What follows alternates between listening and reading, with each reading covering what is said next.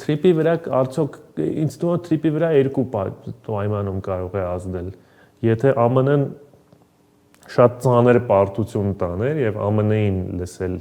պետք չլիներ էլ այդքան շատ, որ չվախենային ԱՄՆ-ից, Ադրբեջանը կարող է չուզենար թրիպ անել, օրինակ փորձեր հետ բերել օրինակ իրենց մոտեցումները ավելի կոշտ։ Մյուսը, եթե Պարսկաստանը շատ տենց հակառակ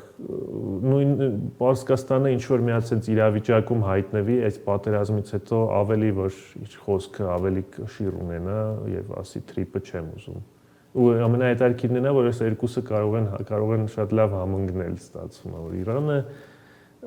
շատ լավ հաղթում է այս իրավիճակում, ԱՄՆ-ն էլ ինչ որ իր ավտորիտետը լուրջ ընկնում է,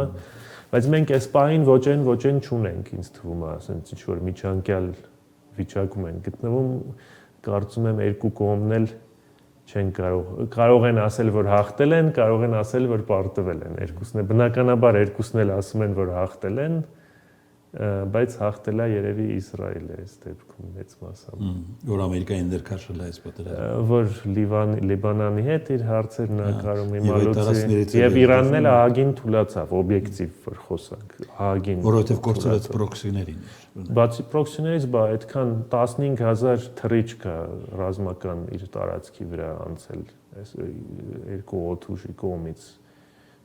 Քանի օբյեկտ ա ոչնչացվել, հակաօդային պաշտպանության գրեթե չկա, բացի այդ ինչ որ փոքր կոմպլեքսներից բանակը լուրջ կորուստներ ունի